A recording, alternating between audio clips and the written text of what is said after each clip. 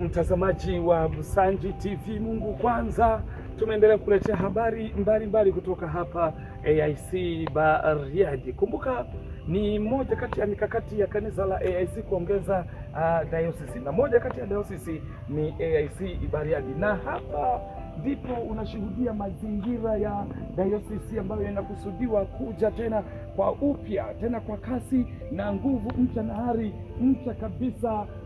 Dayosisi ya Simiyu, kama ambavyo unashuhudia mazingira yamekaa namna hiyo, kila kitu kipo huko. Tunashuhudia ni jiko la kuweza kupikia chakula hapa, jiko la wamama, lakini pia unaona hayo ni madarasa, ni shule ya watoto, na vile vile kule unakoona ni choo sehemu basi ofisi kuu, tunaita ofisi kuu, lakini pia unaona kuna jengo jingine hapo la utawala, sehemu ya shule, na huko unakoona sasa kanisa lipo, lakini pia kuna miundombinu sasa inaendelea, ujenzi wa kanisa kubwa kabisa, kanisa kubwa la kiuaskofu mahali hapa AIC Bariadi. Na hapa unaponishuhudia nipo mimi, mtazamaji wa Msanji TV, hapa nilipo, hii ndio nyumba ya kichungaji, lakini vile vile basi yapo maandalizi mazuri kwa ajili ya nyumba ya uaskofu mahali hapa dayosisi ya Simiyu.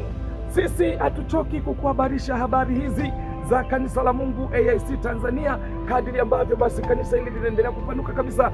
Zaidi ya makanisa 2000 sasa yapo katika nchi hii ya Tanzania. Kumbuka basi askofu mkuu wa kanisa la AIC Tanzania si mwingine ni Musa Masanja Magwesera, na hapa nilipo Simiyu katika kanisa hili ni mchungaji kiongozi Abeli Luchagula, ndiye yuko mahali hapa Bariadi. Mimi naitwa Japhet Msanji wa Msanji TV, Mungu kwanza.